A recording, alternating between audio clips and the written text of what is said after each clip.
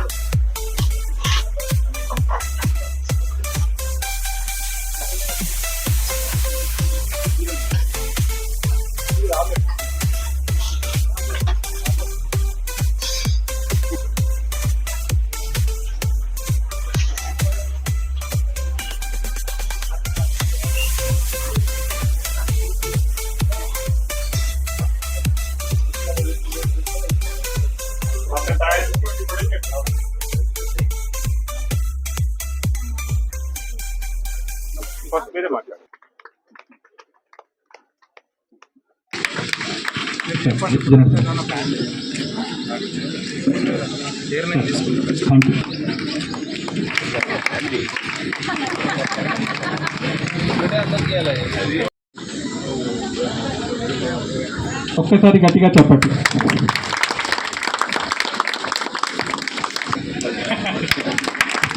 మా company director, CEO and founder కూడా సాంబిరెడ్డి గారు ఒక నిమిషం. మేము పిలవగానే వచ్చిన జనార్దన్ రెడ్డి గారి గురించి మీకు తెలుసు. చాలామందికి ఇక్కడ తెలియకపోవచ్చు, కానీ చాలా పెద్దవాళ్ళకి చాలామంది తెలుసు. జయచంద్ర తెలుసు, తర్వాత అనంతపూర్లో తెలుసు. సార్ ఎక్కడున్నా కానీ ఆ డిపార్ట్మెంట్ని కానీ లేకపోతే అక్కడున్న కార్పొరేషన్ కానీ ఎక్సలెంట్ చేశారు. సార్ ఎక్కడున్నా కానీ నెంబర్ 1 రికార్డు ఉంటుంది.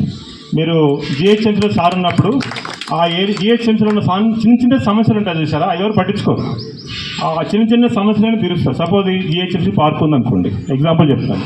ఈ పార్క్లో మెయింటెనెన్స్ ఉండదు.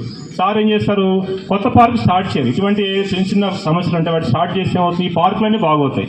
ఇట్లా అనంతపూర్లో మనకి పనికి ఆహార పథకం ఉండేది. ఆ పనికి ఆహార పథకంలో వేల కోట్ల రూపాయలు దోచుకునేవాళ్ళు. అక్కడ కరప్షన్ లేకుండా, బక్క వాళ్ళకి తెలియకుండా.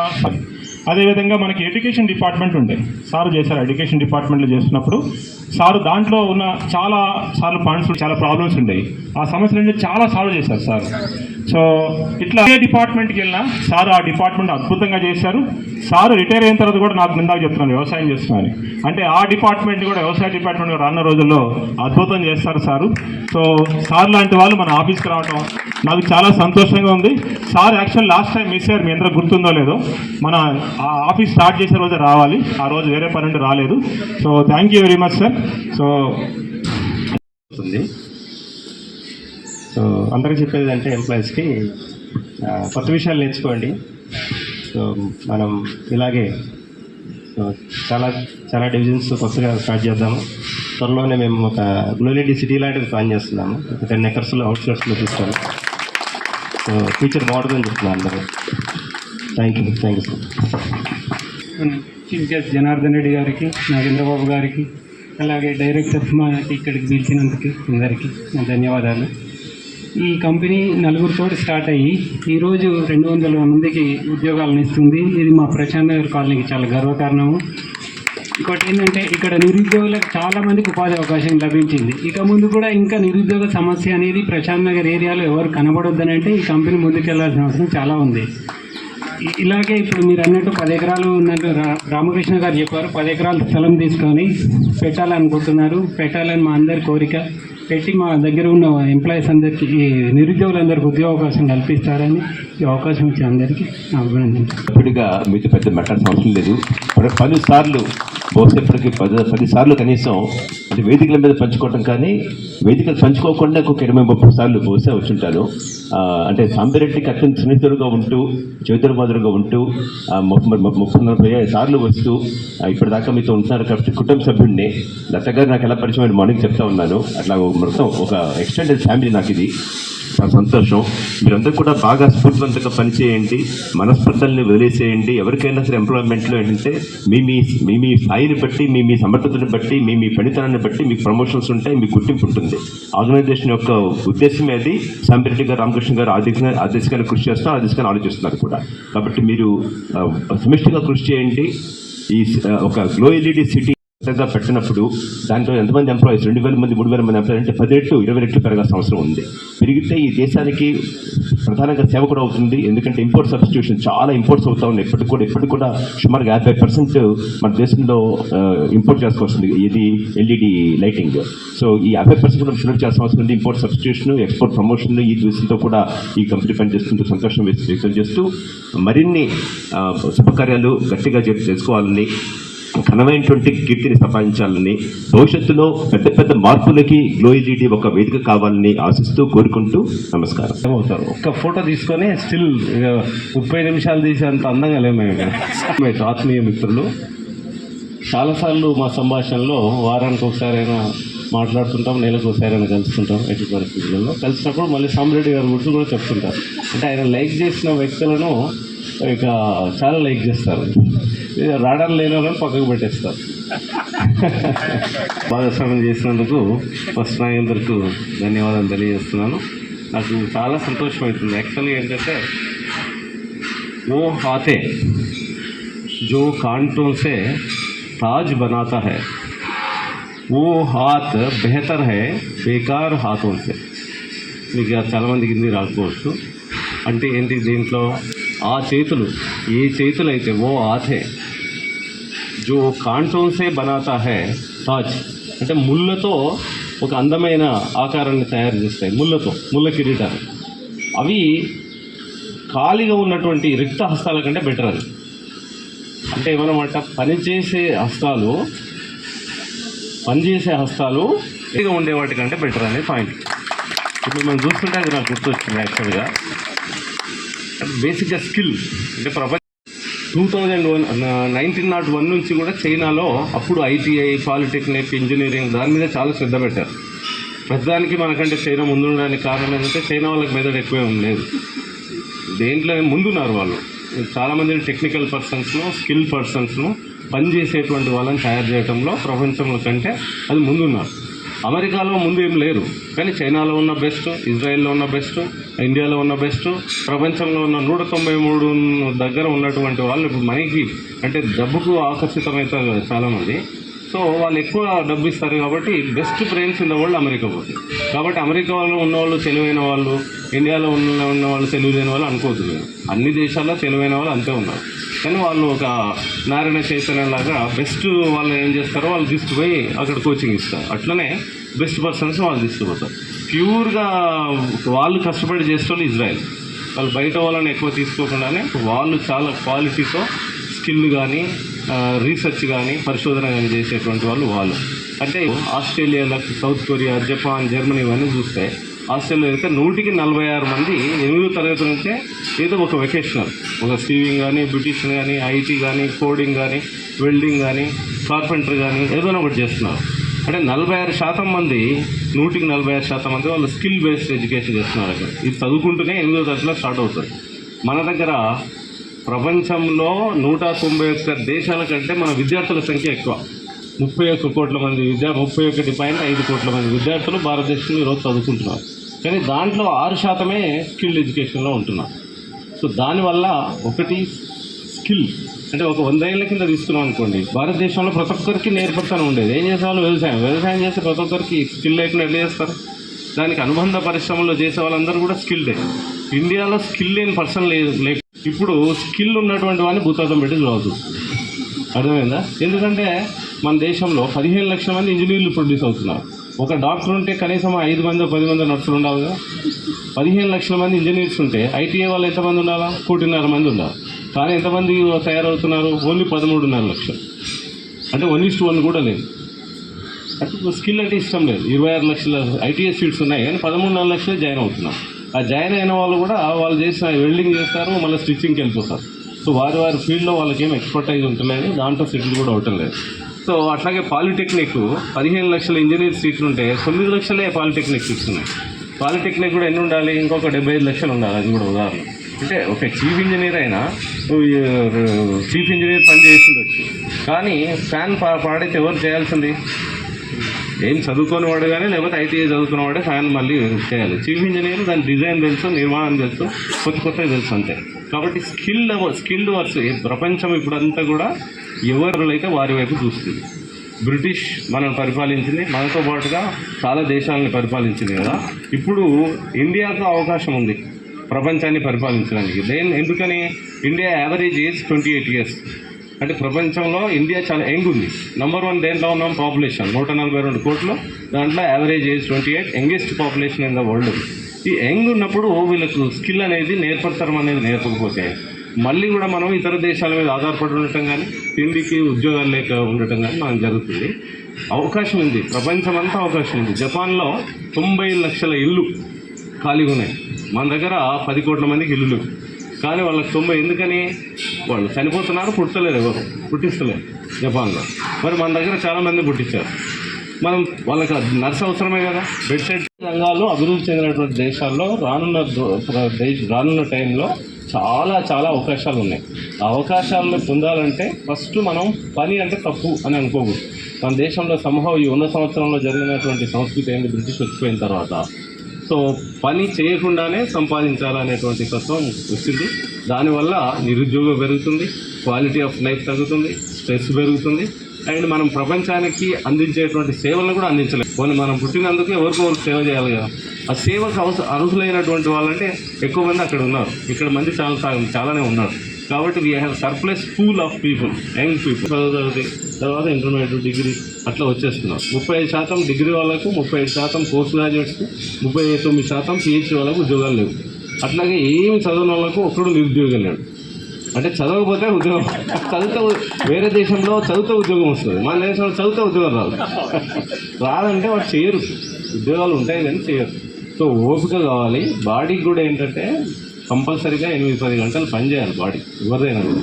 సో మీరు చచ్చిపోకముందే చచ్చిపోవడానికి ప్రయత్నం చేసేవాళ్ళు ఆ బాడీకి పని చెప్పాలి. సుఖం అంటే బాడీకి పని చెప్పారు అంతే. పని లేకపోతే సుఖం అనుకుంటారు. దాని అంత నరకం ఇంకోటి లేదు.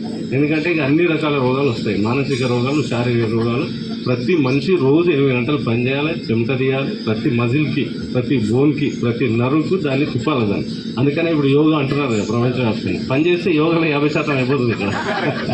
కాకపోతే మీకు ఏ పార్ట్స్కి అయితే ఇంకా రక్త ప్రసరణ అందరూ స్టిమ్యులేట్ పీరియడ్లో కానీ, టాయిలెట్ పోయినప్పుడు కానీ, ఇంకోసారి కొంచెం అన్ని బాడీ పార్ట్స్ను కదిలించేటువంటి ప్రయత్నం చేయాలి. కూర్చున్నప్పుడు కూడా లెగ్స్కి కొంత ఎక్సర్సైజ్ చేసి, మీరు అన్ని చూస్తే యూట్యూబ్లో కూడా దొరుకుతాయి. అంటే పని ఏంటంటే బాడీకి మనం బ్రతుకున్నంత కాలంలో 200 కోట్ల సార్లు గుండె కొట్టుకుంటారు. ఆ గుండె పనికి మనం కూడా సహకరించాలంటే బాడీ అంతా పని చేయాలి. కాబట్టి కొత్త ఆలోచన ఏంటంటే ఈ బాడీతో పని చేయకూడదు అని వస్తుంది. ఆ సింప్లిఫైడ్ టెక్నాలజీని యూజ్ చేసుకోవడంలో తప్పలేదు. సో మీరందరూ ఎందుకంటే స్కిల్, కొంతమంది ఐటీఐ చదువుతున్నారు. ఐటీఐ వాళ్ళు ఎంతమంది చేయలేకపోయింది ఒకసారి? ఐటీఐ చదువుతున్నాం, ఇందులో ఐటీఐ ఓకే. ఇంజనీర్స్ అనమాట వాళ్ళ స్కిల్ బేస్. తర్వాత ఇంజనీర్స్ ఎంతమంది చేయలేకపోయింది? Okay, good. Engineer graduates, other graduates, BA, BCom, BSc కాకుండా ఇంకెవరైనా పోస్ట్ గ్రాడ్యుయేషన్ ఉన్నారా? పోస్ట్ గ్రాడ్యుయేట్స్ చదువుకోని వాళ్ళు ఉన్నారా? చదువుకోని వాళ్ళు చేయలేపండి. Below 10 rank. సో ఈయన ఎక్కువ చదివినా కూడా మరి ఎట్లా పెట్టాడు అనేది సీక్రెట్ ఆయన దగ్గర కనుక్కోవాలి. తర్వాత భారతదేశంలో ఎక్కువ చదివినంటే చాలా ఇంటెలిజెన్స్ ఉండి మంచి చదువుకుంటే అమెరికా వాళ్ళ దగ్గర పోయి పనిచేస్తారు, లేకపోతే ఇక్కడనే ఇంకోరి దగ్గర ఎవరి దగ్గర పనిచేస్తారు. ఇదంతా నిజం. సో ఎన్నో చాలా రిస్క్తో కూడుకున్నటువంటిది. ఒక పరిశ్రమ పెట్టడం అనేది చాలా పరిశ్రమ చేయాల్సి వస్తుంది, మెంటల్గా, ఫిజికల్గా. అండ్ ఫైనాన్షియల్ రిస్క్స్ ఉంటాయి, ఇన్సూరెన్స్ ఇష్యూస్ ఉంటాయి, బ్యాంక్ లోన్ ఇష్యూస్ ఉంటాయి, అండ్ రకరకాల హ్యూమన్ ఇప్పుడు 21st సెంచరీలో బిగ్గెస్ట్ ప్రాబ్లం ఏంటంటే ఎక్కువ మంది ఉన్నారు, ఆ మందితో పని చేయించుకోవడం అనేది చాలా పెద్ద ప్రాబ్లం. ఇంట్లో తల్లిదండ్రులకు పిల్లలతో పని చేయించుకోవడం, తర్వాత స్కూల్లో టీచర్లు పిల్లలతో పని చేయించుకోవడం, ఆ పిల్లలు చెప్పినట్టు వినడం, పిల్లలు వింటలేరని హెడ్ మాస్టర్ గుంజీలు తీస్తున్నాడు. ఆ పరిస్థితి వచ్చింది, ఏం చేయాలని. సో అట్లనే ఫ్యాక్టరీలో మేనేజరు తన కింది వాళ్ళతో పని చేయించుకోవడం, ఒక సూపర్వైజర్ కింది వాళ్ళని పని చేయించుకోవడం, ఒక జిల్లా కలెక్టర్ తన అందరు 30,000 మంది ఎంప్లాయీస్ ఉంటే చేసుకోవడం. అట్లాగే నేను జిహెచ్ఎంసీ ఉన్నప్పుడు ఉదాహరణకు 32,000 మంది ఉండేటువంటి వాళ్ళందరి దగ్గర పని చేయించుకోవడం అనేది కూడా దట్స్ అ బిగ్ ఛాలెంజ్. ఇప్పుడంటే ప్రపంచవ్యాప్తంగా హ్యూమన్ మేనేజ్మెంట్, ఇప్పుడు హెచ్ఆర్ మేనేజ్మెంట్ ఇక్కడి నుంచి స్టార్ట్ చేద్దాం. బెస్ట్ లెర్నర్ అంటే మా దగ్గర సార్ 10th క్లాస్ అద్భుతంగా చేస్తుంది సార్, దేవి బాగా కూడా ఇద్దాము. బెస్ట్ లెర్నర్ అంటే ఇంగ్లీష్ నేర్చుకుని రాయటం రావట్లేదు అక్కమ్మ. సో ఏం బెస్ట్ సార్ జస్ట్ కొట్టాం, అందుకే అక్కడ జస్ట్ నిలబడతాం. ఏమో తరగతి నుంచి 10th, inter, degree, post graduation 19 సంవత్సరాల విద్యాభ్యాసంలో 6 సార్లు అబ్సెంట్ అయ్యాను. హార్డ్ వర్క్ అన్నయ్య. తర్వాత 37 ఏళ్ళ ఉద్యోగ ప్రస్థానంలో 1454 లీవ్లు ఉండాను. 1400 రోజులు పనిచేశాను లీవ్లు ఉన్నాను. హార్డ్ వర్క్ అంటే ఎవరైనా చెప్తే చేసింది కాదు. సో రోజు 8 గంటలు అనేది పెట్టారు కదా, 1947లో 10 పెట్టేది ఉండే. అభివృద్ధి రోజుల్లో బాగా వర్క్ చేస్తున్నాం, మధ్యాహ్నం పెట్టి చెడగొట్టాం. సో మళ్ళీ మనం కొత్తగా నేర్చుకోవాల్సిన అవసరం లేదు. మనం ఎలా ఉండేవాళ్ళం అలా చేయగలిగితే, అందరూ కష్టపడితే కుటుంబం బాగుపడుతుంది, దేశం బాగుపడుతుంది. సో కష్టపడ్డ వాళ్ళకి మీరు ఇచ్చినందుకు చాలా ఎలక్ట్రికల్ కాంట్రాక్టర్ 15 సంవత్సరాల అనుభవంతో ఉన్నారు సార్. సో ఒకసారి మాట్లాడు.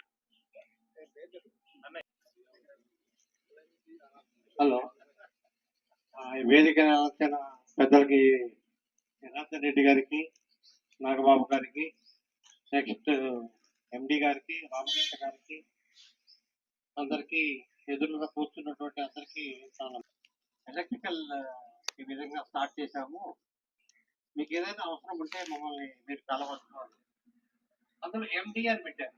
ఎండి ఇంత పెద్ద అయింది ఎలా మెసేజ్ నేను ఆఫీస్కి వచ్చాను. వచ్చిన తర్వాత రామరెడ్డి గారితో మాట్లాడారు. స్థానానికి నాకు చాలా నచ్చిందండి, చాలా నచ్చింది. అంటే అభివృద్ధికి కావాల్సిన ఫస్ట్ మాట, తర్వాత ఇన్స్ట్రుమెంట్. మీరు మాటే సరిగా మాట్లాడకపోతే మీ వస్తువులు మేమెందుకు కొట్టామండి? మాకు అవసరం ఏముందండి? మంచిగా మాట్లాడినప్పుడు మేము మంచిగా మీతో ఉంటాము.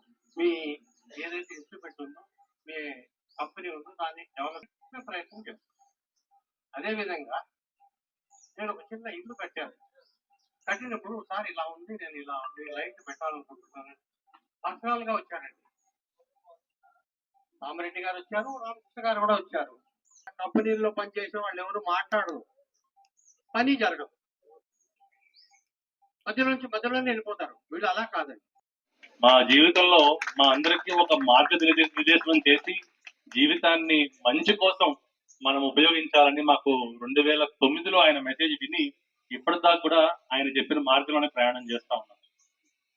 నేను ఎందుకు మాట్లాడుతా ఉన్నానంటే, ఎప్పుడు చాలా సార్లు రామకృష్ణ గారు, సాంబరెడ్డి గారు నన్ను గ్లో ఎల్ఈడి కార్యక్రమాలకు ఆహ్వానించిన, ఎప్పుడు రాలేకపోయినా.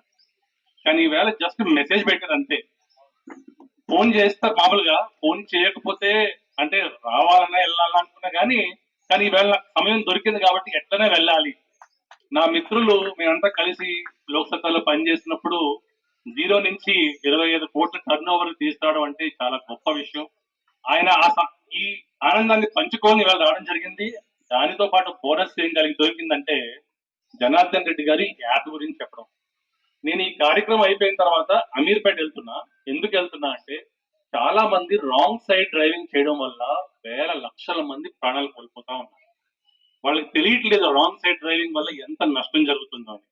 దాని గురించి ఒక వీడియో తయారు చేసి ప్రజల్లో విస్తృతంగా ప్రచారం చేయాలని ఒక ఆలోచన మాట్లాడడం కోసం వెళ్తుంటే, ఈ యాప్ గురించి జనార్దన్ రెడ్డి గారు చెప్పడం, ఆయన మాకు ఇంకా మార్గనిర్దేశం అంతకన్నా ఎవరుంటారని నాకు ఒక నమ్మకం కలిగింది కదా. అందుకని నేను మాట్లాడుతాను సార్. యాక్చువల్ గా అదొక విషయం. తర్వాత చాలా మంది రాంగ్ సైడ్ డ్రైవింగ్ తో పాటు భారతదేశంలో ముఖ్యంగా డ్యూ పద్ధతి పాటించకపోవడం వల్ల ఎంత మంది ఈ తొక్కిసలాటలో ప్రాణాలు కోల్పోతున్నారు. అయోధ్య, తిరుపతి, ఎక్కడ పడితే అక్కడ కేవలం క్యూ పద్ధతి పాటించకపోవడం వల్ల. ఆ విషయంలో కూడా జనాల్లో ఒక ప్రచారం కలగజేయాలని ఆలోచనతో మేము కూడా ఉన్నాము. ఇక ఈవేళ నాకు ఈ యాప్ ద్వారా మీరు నాకు తెలియజేస్తారు సార్, మీకు ఈ అంశం మీకు ఇంట్రెస్ట్ ఉందని, మీరు మాకు మార్గనిర్దేశం చేయండి. Thank you sir. గ్రేట్. ఇది ఒక నెల కాకపోతే సాంబశివరావు రెడ్డి గారు మనకి అవకాశం ఇచ్చారు. నేను యాక్చువల్గా లాట్ ఆఫ్ స్కూల్స్ అండ్ కాలేజీలో. ఓకే, లాస్ట్ జితేందర్ నువ్వు చేయాలి గట్టిగా. ప్రతిజ్ఞ.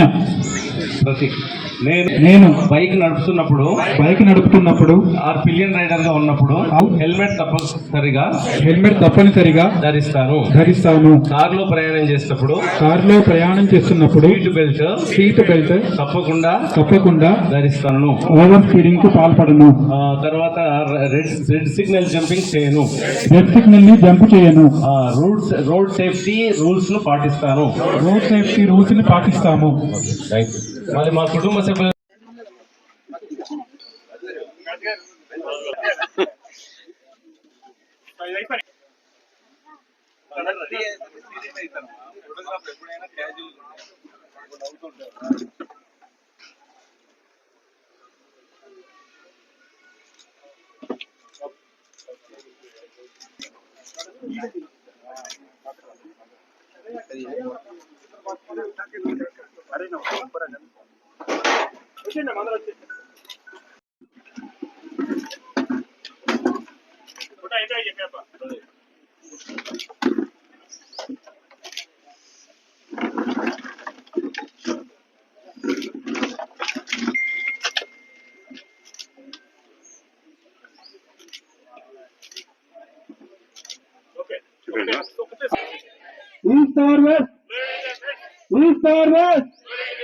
గట్టిగా